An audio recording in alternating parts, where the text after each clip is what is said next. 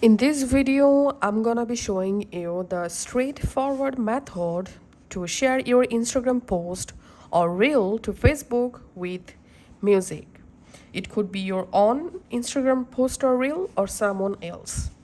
So first of all, go to your Instagram and find out the post or reel that you want to share. Now we have to download the reel or post. So tap this share icon under the reel or post and tap on copy link.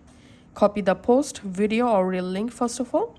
Then go to a browser and search for Instagram video download.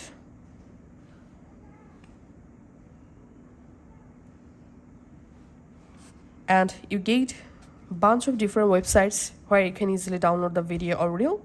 So I'm just opening this first website for example and pasting the video or reel link here, and we can see the video is showing here.